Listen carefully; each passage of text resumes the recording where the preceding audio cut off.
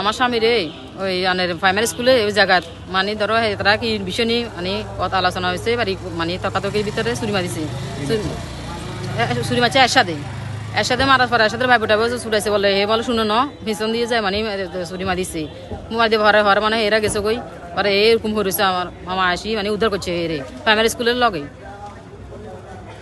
এটাই এখানে তর্কাতর্কি হইতেছে, তর্কাতর্কি এবার পরে যায় আবারই এখান থেকে ছুটে দিয়েছি, ছুটে দিবের পরে একটু দূরে যাই কেসি মারি দিয়েছে। মৃত্যুর যে ঘটনা, নিহতের ঘটনা, আসলে সেটা কি আপনারা গ্রেপ্তার করছেন? তার বিষয়ে আপনাদের কি কি তথ্য আছে? ধন্যবাদ।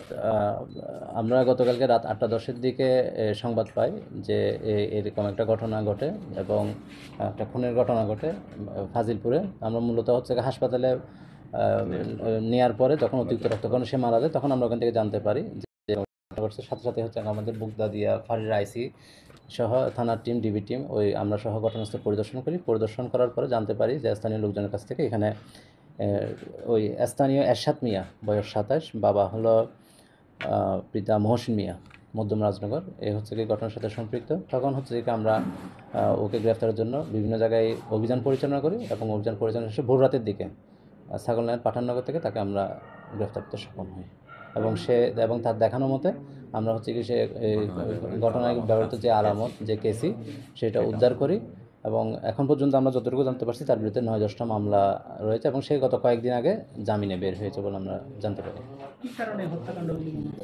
এটা এখন পর্যন্ত আমরা যতটুকু জানি একটা ঘটনা, জাস্ট কথা কাটাকাটি থেকেই হচ্ছে যে কি এই ঘটনাটা ঘটে। এর পিছনে অন্য কোনো ঘটনা আছে কিনা সেটা আমরা তদন্তের মাধ্যমে আশা করি বের হয়ে আসবে। তবে এখন পর্যন্ত প্রাথমিকভাবে প্রতিবেদন হয়েছে কি অন্য কোনো রাজনৈতিক বা অন্য কোনো বিষয় আমরা এখানে ভিতর কোনো সংশ্লিষ্টতা এখন পর্যন্ত পাইনি।